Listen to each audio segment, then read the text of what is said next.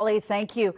Thousands of people who are struggling to pay rent in LA County could get some help. The LA County Board of Supervisors will consider offering cash to people impacted by immigration raids and the victims of January's wildfires. NBC4's Cádiz Klemack live in downtown LA. And John, you've been talking about how much money people could get.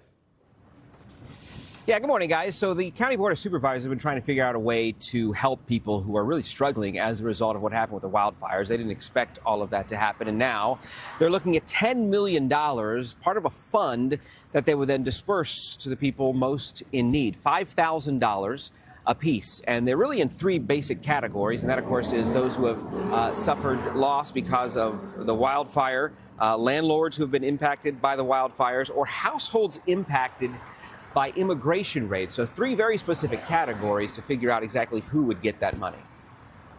All right, John, there are a lot of people who could qualify this. There are the thousands of wildfire victims, and then there are the thousands who've been impacted by the immigration raids. So can you explain how the county determines who actually gets the money if this is approved?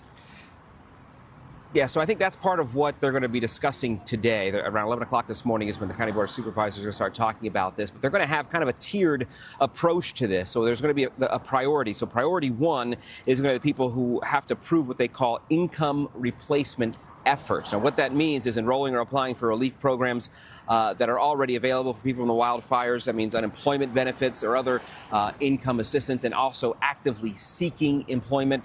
Then there's going to be category two, and category two is assuming that there's still money left over from those that were in category one. That would include the landlords, those who perhaps have exhausted their support from FEMA or insurance cases as well, and landlords who have lost tenants as a result of the fires.